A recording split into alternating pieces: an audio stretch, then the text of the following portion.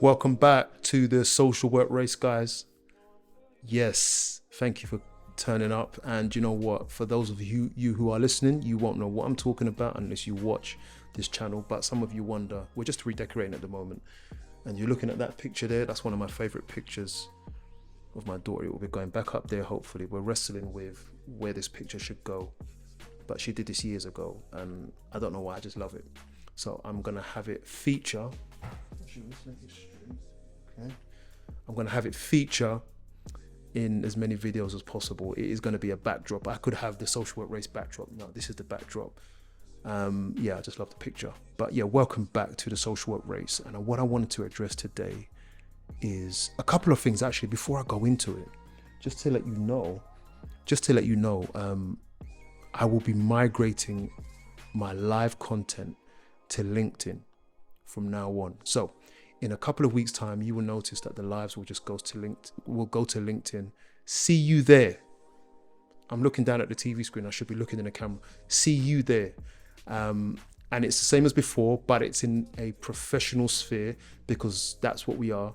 That's where I would like you to sit, because I think that's where you need to sit and mingle with other professionals who are ahead of us in the game, ahead of you.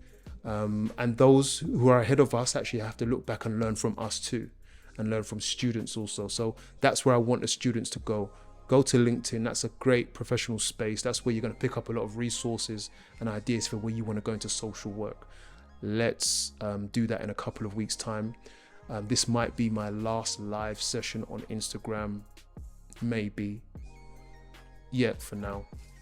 We're moving to LinkedIn, all right? And what I'll do is I'll put up there we go. If I just click there like that and just press that button, it will show up LinkedIn. The logo will show up there.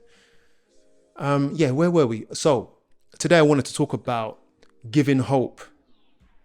Yeah, giving hope is an interesting topic because I had a live last week with a great guy, Andrew, who we spoke briefly about when people become dependent on you, service users become dependent on you.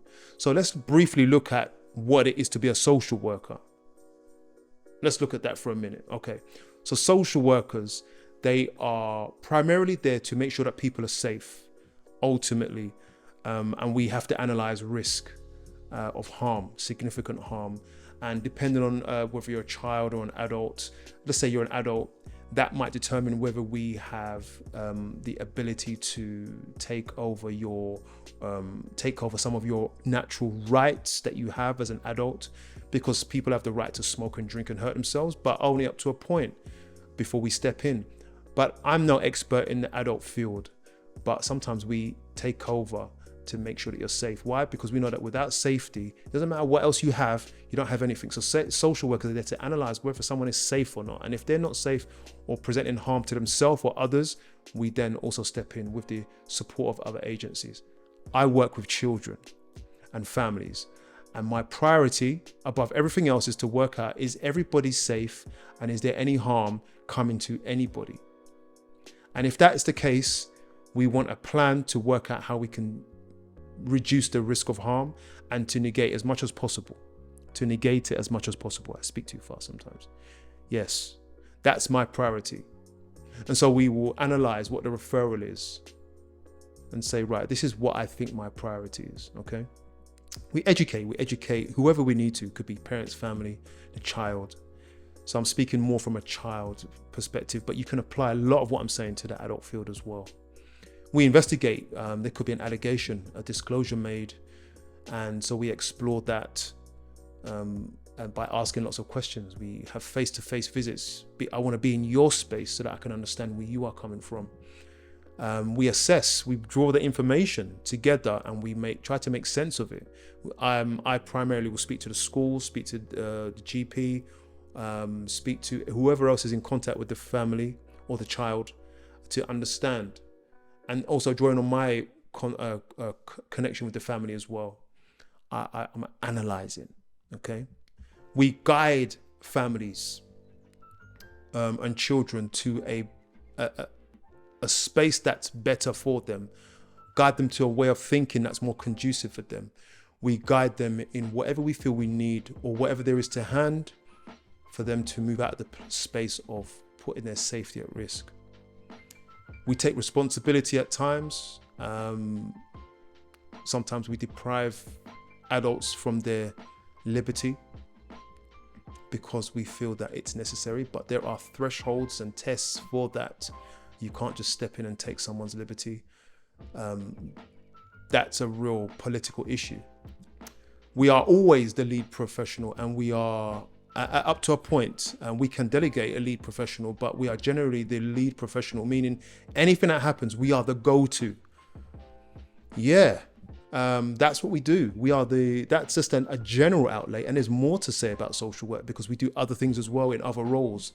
But you can see that there's all of the pressure that could be put onto something, it always comes down on us right here. And that's one of the challenges of social work, is because the level of expectation that is on you to ensure that a child and a family is safe and to coordinate the support that they have. And if you have 1,000 of those, you have to get them done because it's the law. And I say 1,000, I'm exaggerating. You can have as many as you want to in your caseload, but you need to make sure that everyone is safe as a priority. That is our job. And so the question of what came up in the live was addressing when families become dependent on you. Yeah. So you're such a good social worker because you're really good at building relationships, and you have the right things to say at the right time, and there's a heavy dependence on you. So when you step through the door, everybody's at ease and sits at your feet and wants to learn. That happens. Now, to be fair, the majority of my cases are closed down, and at least half of them I have a really good relationship with. Now, because I work in a referral and assessment team, I don't stay with these families too long. I'm with them for about not more than 2 months at a time. And in that time, you can build really close relationships if you want to put in the hours and put in the work. Yeah.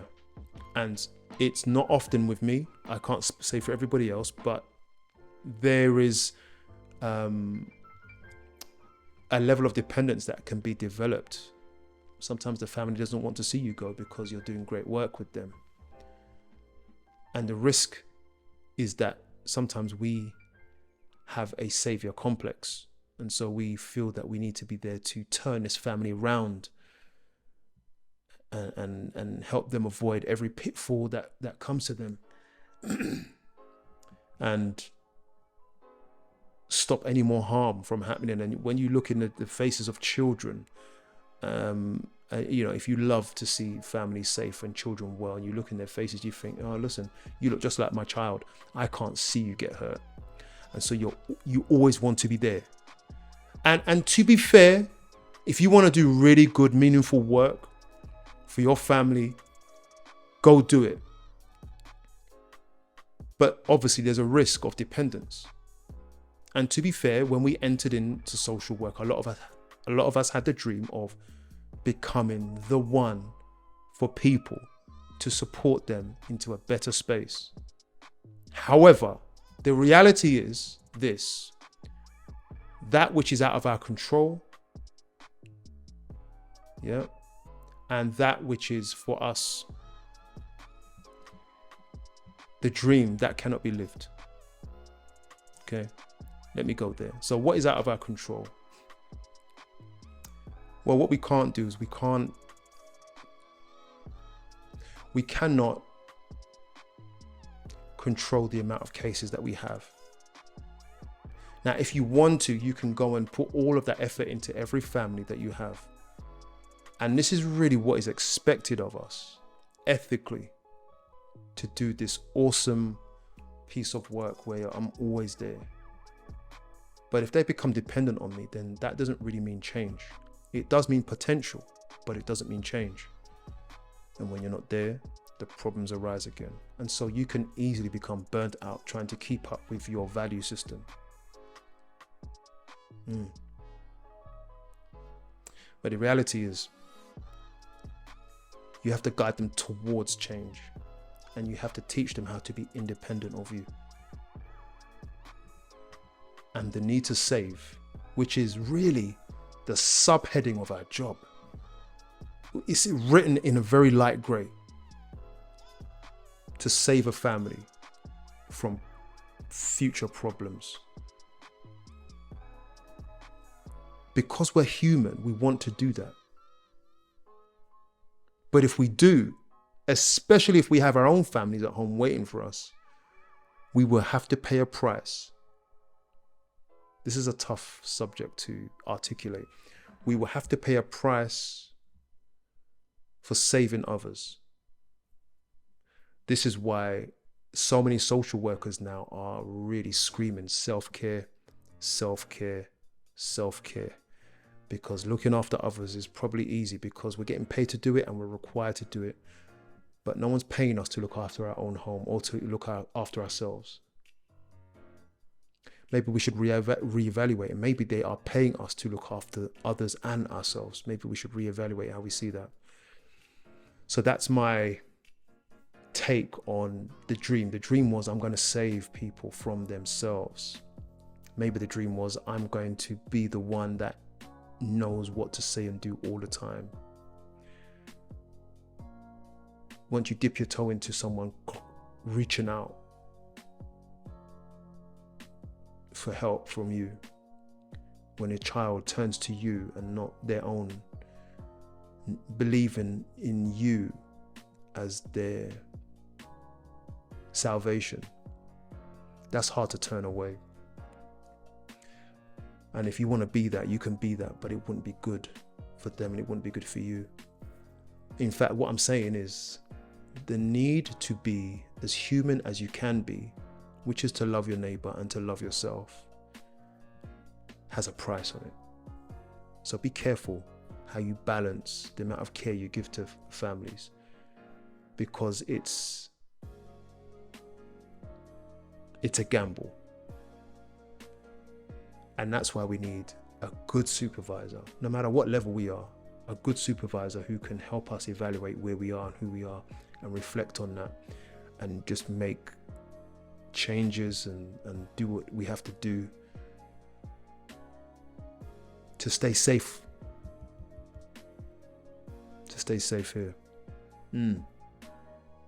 That's my reflection. So, what am I saying? Am I saying to help? Yes. Am I saying not to help?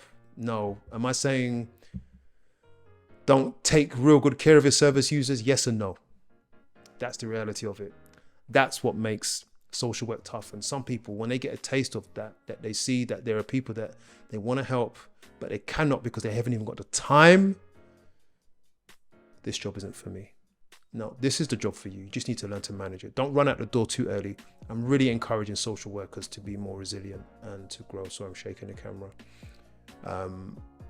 Let's learn. Let's not run away. This is an awesome job. We just have to take time, a few years to learn this out. Take care of yourselves.